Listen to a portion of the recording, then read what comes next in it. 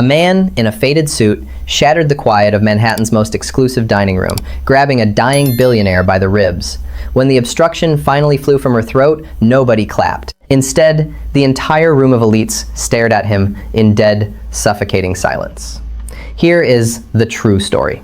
The mahogany doors of Del Frisco's Double Eagle Steakhouse in Midtown Manhattan felt heavier than they looked. For Liam Mitchell, they felt like the gates to another universe.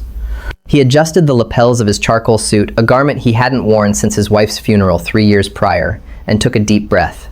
Beside him, tiny fingers squeezed his hand. His 8-year-old daughter, Harper, looked up at him with eyes as wide as saucers, her thrift store velvet dress carefully brushed to hide the worn patches.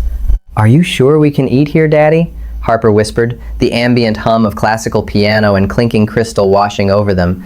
"It looks like a palace." "It's your birthday, Harper," Liam smiled, though his stomach churned with a mixture of anxiety and pride. "I promised you we'd go somewhere fit for a princess, didn't I?" He patted his breast pocket, feeling the reassuring bulk of a worn leather wallet. Inside was $400, the result of 6 months of skipped lunches, overtime shifts at the auto body shop on Lexington Avenue, and selling his prized vintage guitar. He had calculated the menu prices online down to the exact tax and tip. They could afford 2 modest steaks, a shared side of asparagus, and a slice of chocolate cake. It was a fleeting taste of luxury to make up for a year of hardships, medical debts, and quiet nights eating boxed macaroni. The maitre d', a tall man with a severe haircut and a bespoke suit, looked down his nose at Liam's scuffed loafers.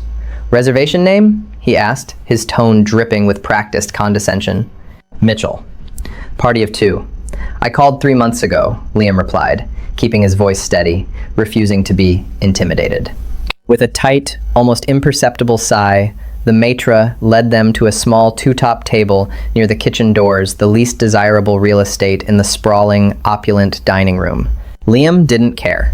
To Harper, the white linen tablecloth and the array of shining silverware were pure magic. Across the sprawling dining room, bathed in the soft glow of a 3-tiered crystal chandelier, sat a table that commanded the gravitational pull of the entire restaurant. Evelyn Carmichael did not do small talk. At 36, she was the ruthless, undisputed CEO of Carmichael Industries, a titan in the global logistics and tech sector.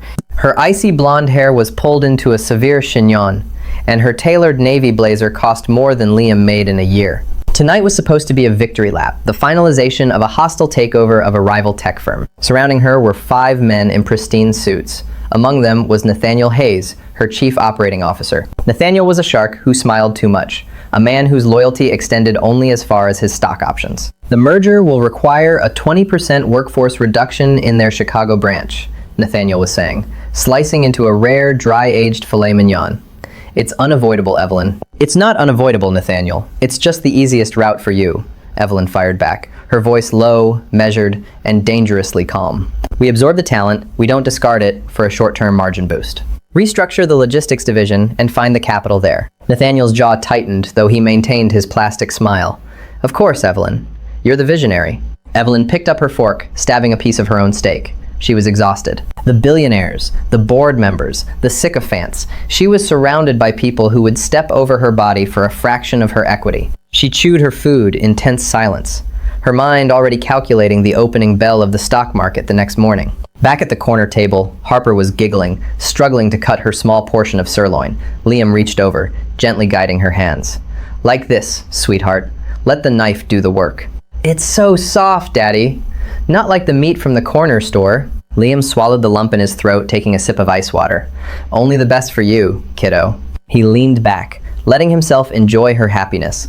For a moment, the crushing weight of his past due notices faded, but his moment of peace was about to be violently interrupted. Liam, a former paramedic who had spent a decade riding in the back of ambulances through Hell's Kitchen, possessed an instinct that never truly turned off. It started as a subtle shift in the ambient noise. The rhythmic hum of polite conversation at the center of the room faltered.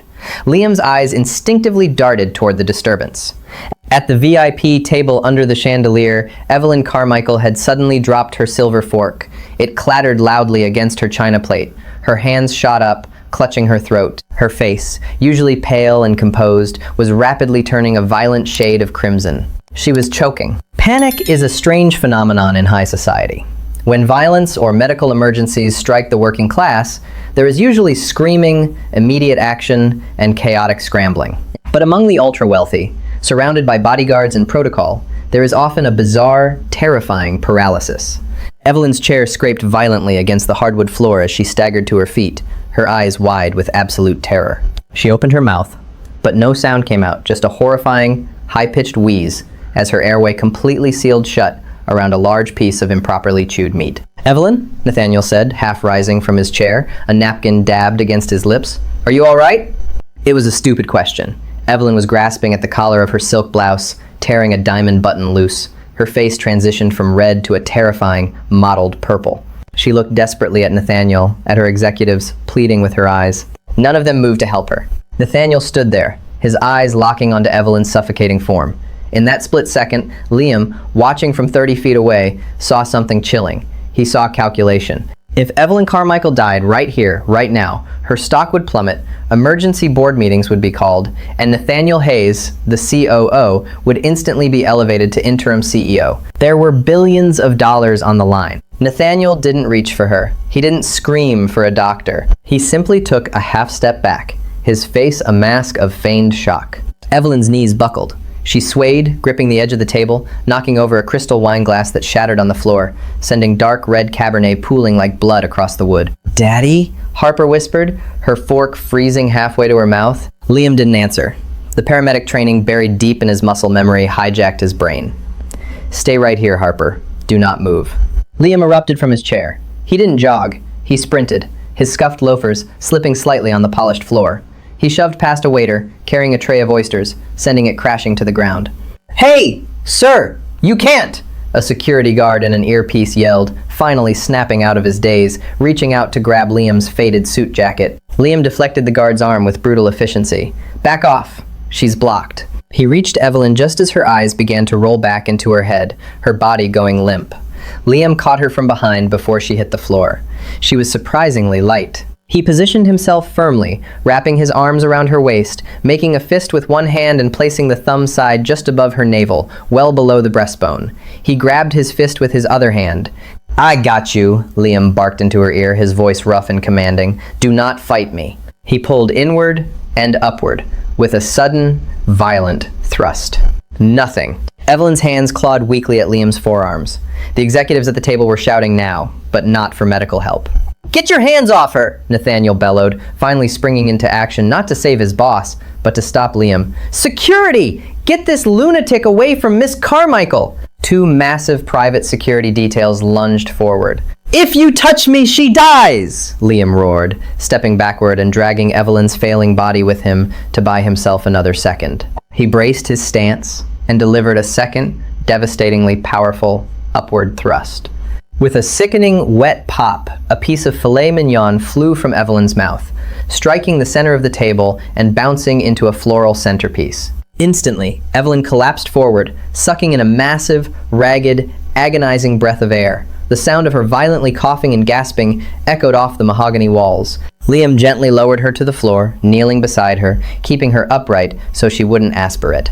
"Breathe," Liam instructed calmly, his hand resting professionally on her upper back. "Slow down. In through your nose. You're clear. You're okay." Evelyn was shaking uncontrollably, tears streaming down her face, ruining her perfect makeup. She looked up at Liam, gasping, her throat bruised and burning. She saw a man with tired eyes, a frayed collar, and hands calloused from hard labor. Then Liam noticed it.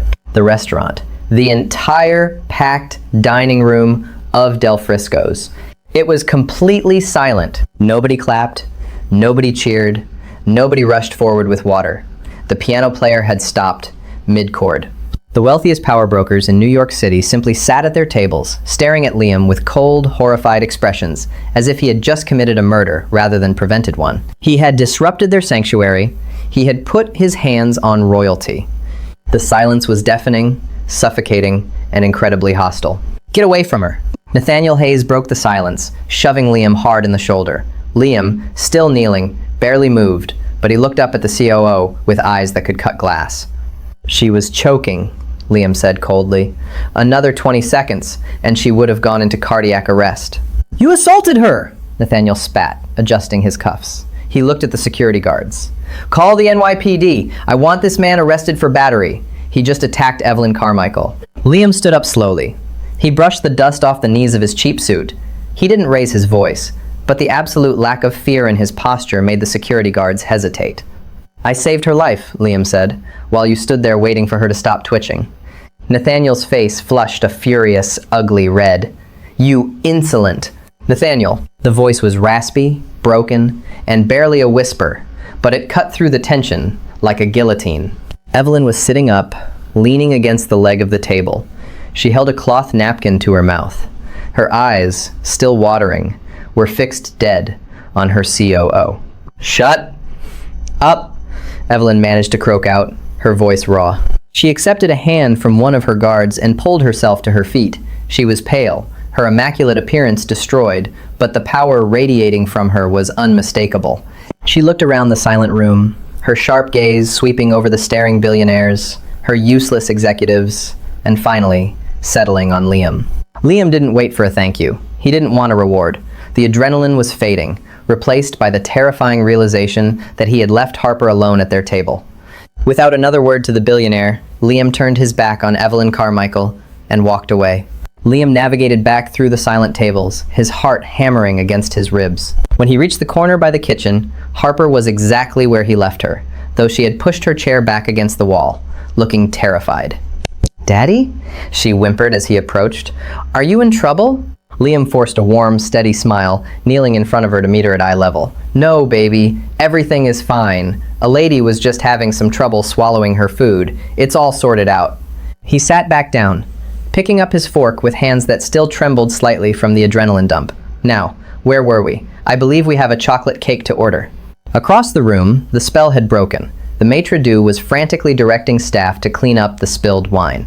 Nathaniel was hovering over Evelyn, whispering frantic, defensive apologies, trying to spin his hesitation. "Evelyn," I was shocked. I was about to perform the Heimlich myself, but that maniac rushed in. "Nathaniel," Evelyn interrupted, her voice still a raspy scrape. She wasn't looking at him. Her eyes were fixed across the room, watching the man in the faded suit cut a small piece of steak for the little girl in the velvet dress. "If you speak to me again tonight, you will be fired before the dessert menu arrives. Go wait in the car." Nathaniel swallowed hard, his face paling. "Evelyn, be reasonable." "Car. Now." Defeated and humiliated in front of the board members, Nathaniel turned and stormed out of the restaurant. Evelyn waved off the arriving paramedics who had finally breached the front doors. "I'm fine. Just bruised," she dismissed them, signing a refusal of care form with a shaky hand. Her mind was racing.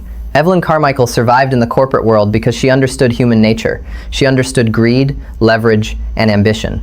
What she had just experienced defied her entire worldview. When she was suffocating, her own COO had calculated the financial benefit of her death. But a total stranger, a man who clearly didn't belong in this restaurant, had risked physical altercation and arrest to save her, and then simply walked back to his daughter without asking for a dime. "Get my check," Evelyn whispered to her head of security, "and find out who that man is." 10 minutes later, the waiter approached Liam's table. Liam had just finished singing a very quiet happy birthday to Harper, who was beaming as she blew out a single candle on a massive, decadent slice of dark chocolate cake. "Excuse me, sir," the waiter said, his tone entirely different than the maitre d's earlier condescension. It was reverent, fearful. "Your check." Liam braced himself. He pulled out his worn wallet, ready to count out his carefully saved cash. But when the waiter set the leather folio on the table, it was already open. There was no bill inside. Only a heavy, embossed business card. Evelyn Carmichael, CEO, Carmichael Industries. Written on the back in elegant, slightly shaky ink were two words: "Thank you." "The lady at the center table," the waiter said softly. "She has covered your dinner, sir, and anything else you or your daughter would like to order tonight. It is entirely taken care of." Liam stared at the card. He felt a sudden flush of defensive pride. He didn't want charity. He had saved for this. He looked up, searching the room. Evelyn's table was empty. She was gone. "I have cash," Liam said stubbornly. "Please, sir," the waiter pleaded gently. "Miss Carmichael practically bought the restaurant 10 minutes ago to ensure you weren't disturbed. If I take your money, I will be fired." Liam exhaled a long breath, looking at Harper, whose face was smeared with chocolate frosting. "Happy birthday, kiddo," he muttered, slipping the business card into his jacket pocket. The next morning, it rained. A cold, relentless New York drizzle. Liam was under the hood of a 2018 Honda Civic at the auto shop, grease stained deep into his cuticles, trying to ignore the ache in his lower back. His phone buzzed in his coveralls. He wiped his hands on a rag and pulled it out. Unknown number. Mitchell, he answered gruffly. Mr. Mitchell. This is Evelyn Carmichael. Liam froze, the wrench heavy in his hand. The voice was clearer today, though still bearing the gravelly evidence of trauma. How did you get my number? I run a global tech conglomerate. Mr. Mitchell, finding the phone number of a mechanic in Queens isn't terribly difficult, Evelyn said. There was no arrogance in her tone, just a statement of fact. I also know that you were a senior paramedic for Mount Sinai until 3 years ago. I know you resigned to take care of your daughter after your wife passed away from leukemia. And I know you are currently buried under $400,000 in medical debt. Liam's grip on the phone tightened until his knuckles turned white. A hot wave of anger flashed through him. Listen to me, lady. I don't know what kind of game you play with people, but you have no right to dig into my life.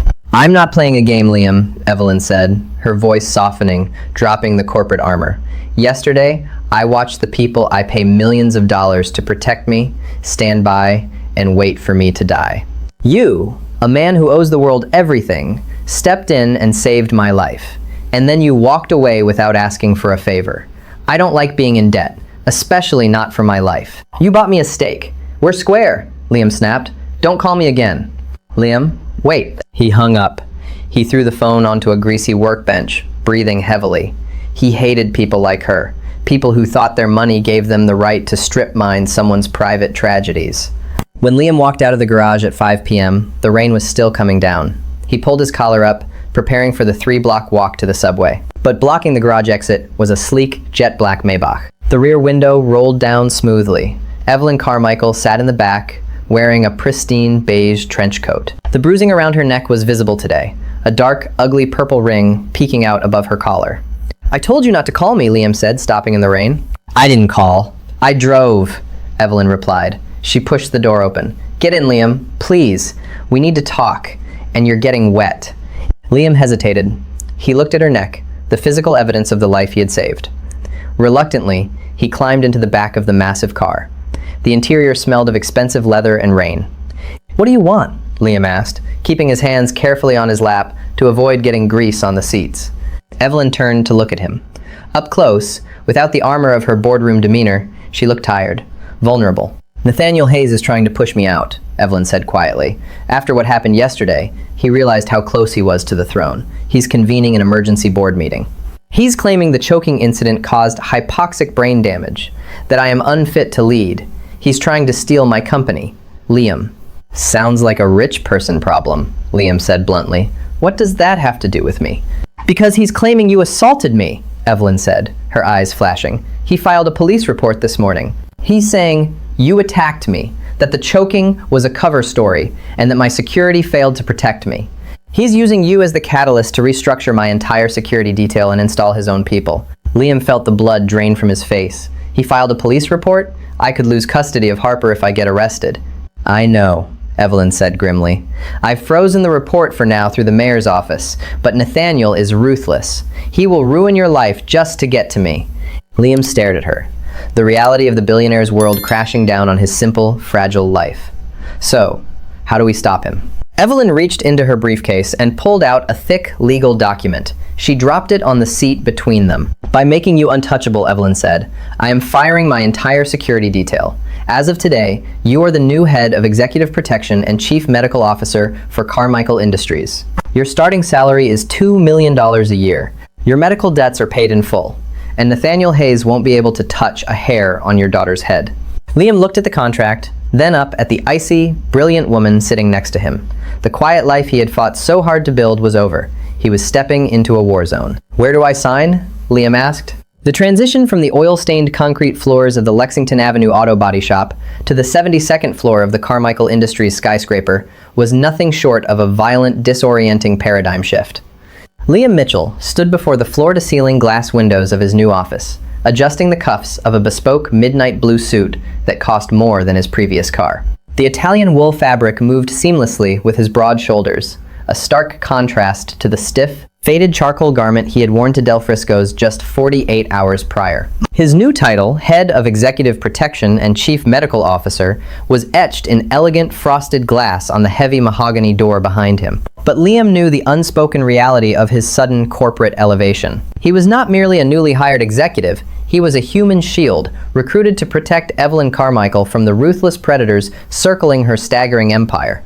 Down the hallway, the atmosphere was suffocatingly tense. The emergency board of directors meeting had been convened at 8 o'clock sharp. Outside the glass walls of the primary conference room, a tempestuous New York thunderstorm battered the skyscraper, mirroring the chaotic internal warfare about to unfold. Liam checked the heavy diving watch Evelyn had gifted him, a necessity for a man who now tracked his life in critical seconds, and walked toward the boardroom. Inside, the environment was glacial. 12 extremely wealthy, dangerously powerful individuals sat around a massive table carved from a single slab of reclaimed walnut. At the head of the table sat Evelyn Carmichael. She looked immaculate, wearing a high-collared white silk blouse that deliberately concealed the terrifying dark purple bruising ringing her throat.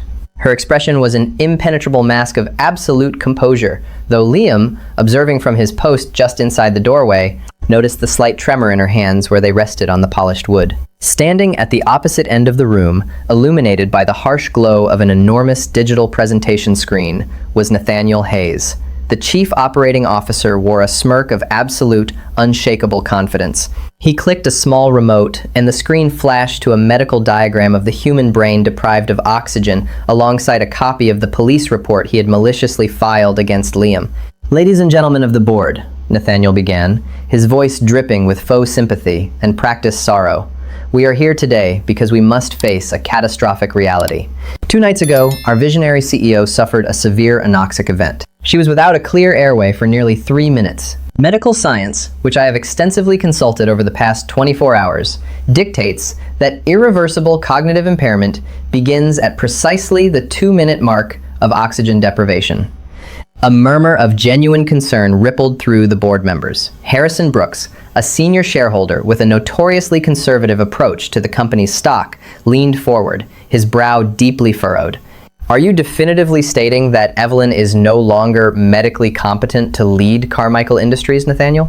"I am stating," Nathaniel replied smoothly, clicking to the next slide, which showed a rapidly declining stock projection graph, "that the legal and financial liabilities of allowing a cognitively compromised individual to negotiate our upcoming multi-billion-dollar international mergers are catastrophic. Furthermore, the incident was exacerbated by a physical altercation. A deranged patron attacked her, causing severe physical trauma. Evelyn's judgment is so currently impaired that she has inexplicably hired this same violent assailant to run her private security. It is a textbook trauma response, a clear sign of diminished mental capacity." Nathaniel placed his hands flat on the table, leaning in for the kill. "Under Article 14 of the corporate bylaws, I am officially calling for an immediate vote of no confidence to remove Evelyn Carmichael as Chief Executive Officer, and for the board to appoint me as interim CEO to stabilize our market position before the opening bell." The silence in the room was heavy, toxic, and fraught with billions of dollars in implications. Evelyn did not speak. She simply turned her head, making deliberate eye contact with Liam. It was the signal. Liam pushed off the glass wall. He walked slowly, but with heavy, authoritative steps, toward the front of the room. The board members shifted uncomfortably in their expensive leather chairs as the former mechanic inserted himself into the corporate execution. "Excuse me," Liam said, his voice carrying the deep, booming resonance he used to clear chaotic accident scenes in Hell's Kitchen. "But, Mr. Hayes' medical timeline is entirely fabricated, and his narrative is completely fraudulent." Nathaniel's smug expression faltered, his face flushing with immediate defensive rage. "Security, remove this man immediately. He is not a member of this board. I am the chief medical officer of this corporation, appointed by the CEO." Liam fired back, slapping his own thick leather portfolio onto the walnut table with a loud crack that made several board members flinch. "And unlike the COO, I actually hold a decade of advanced trauma medical certifications." Liam turned directly to Harrison Brooks and the rest of the captivated board. "Miss Carmichael was not deprived of oxygen for 3 minutes. I had my eyes on her the moment the obstruction occurred. She was completely without an airway for exactly 42 seconds before I intervened and successfully cleared the blockage. 42 seconds causes panic, it causes bruising, and it causes a sore throat. It does not cause anoxic brain injury." Her cognitive functions are operating at absolute peak perfection. He's lying to protect his newly acquired, entirely unearned paycheck, Nathaniel shouted, losing his polished composure, spittle flying from his lips. He assaulted her, the police report states. The police report is a perjury trap that you walked right into, Nathaniel, Evelyn finally spoke. Her voice was still slightly raspy, but it commanded the room with the force of a physical blow. She stood up, her presence dominating the massive space. You see, Evelyn continued, walking slowly toward Nathaniel, her heels clicking rhythmically against the hardwood floor. Liam wasn't just brought in to protect my physical body. He was brought in to investigate why my highly trained, incredibly expensive private security detail stood perfectly still and watched me suffocate. Nathaniel took a half step backward, the color rapidly draining from his face. They were in shock. It was a chaotic situation. Private security contractors do not experience shock, Liam interjected coldly. They experience orders. Liam reached into his portfolio and pulled out a stack of heavily redacted bank statements, distributing them rapidly around the table to the bewildered board members. Yesterday afternoon, Liam explained, pacing the length of the table, I took the liberty of interviewing Gregory Dunn, the now former head of Miss Carmichael's security detail. He was remarkably uncooperative until I pointed out that criminal negligence resulting in a death carries a 20-year prison sentence. He then surrendered his encrypted communication device. Liam picked up the remote Nathaniel had abandoned and clicked the presentation screen.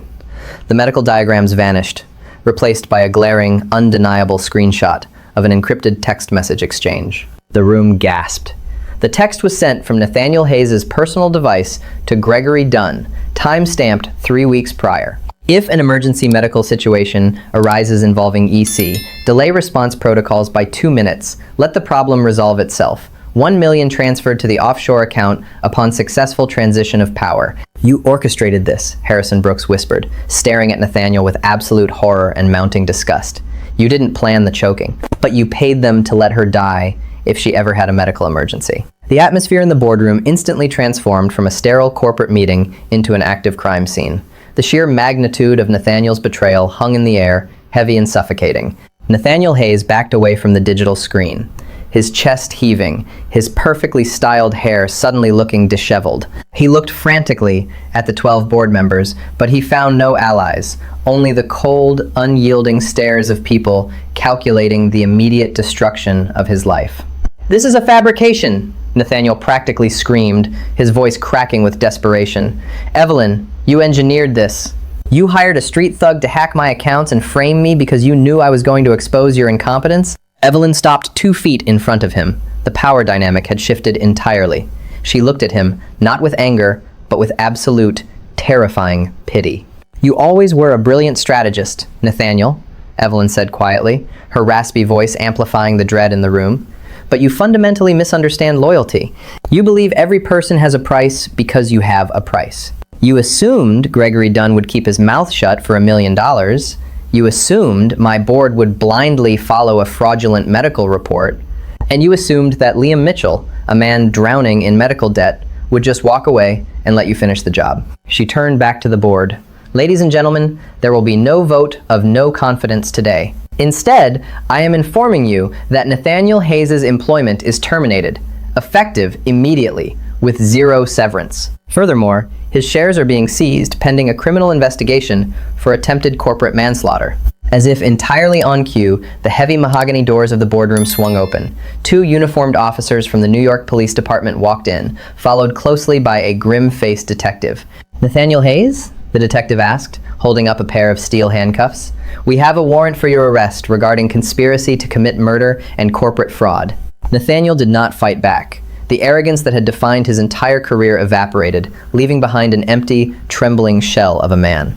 As the officers read him his rights and escorted him out of the glass-walled room, the storm outside seemed to break, a sliver of morning sunlight piercing through the heavy gray clouds and illuminating the enormous boardroom. The board members, still visibly shaken, quickly voted to grant Evelyn full, uncontested emergency powers to restructure the executive suite. The hostile takeover attempt was officially dead. 3 hours later, the skyscraper was quiet. The panic had subsided, replaced by the relentless, organized hum of a billion-dollar company course-correcting.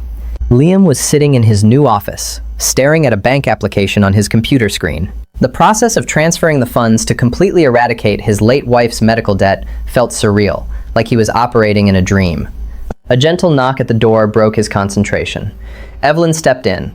She had removed the formal blazer, looking remarkably more relaxed, though the exhaustion was evident in her eyes. "I owe you an apology, Liam," she said, taking a seat in one of the leather chairs opposite his desk. Liam raised an eyebrow, leaning back. "For what? You just pulled me out of the worst financial hole of my life." "For assuming you wanted this," Evelyn gestured to the lavish office, the expensive suit, the corporate world. "I forced you into my war because I needed a shield I could trust. But watching you in that boardroom, you don't belong here. You don't care about stock prices or hostile takeovers. You care about protecting people." Liam looked down at his hands. The calluses from the auto shop were still there, rough and ingrained with years of hard labor. "I care about my daughter," he said softly. "I care that Harper goes to sleep in a warm bed in a safe neighborhood without me wondering if the electricity will be shut off the next morning. If standing in front of you and fighting off suits like Nathaniel is what it takes to give her that, then I belong exactly where I am." Evelyn smiled, a genuine, warm expression that rarely graced her features. "I bought a property in Westchester," she said casually. "A large house, good schools, huge backyard.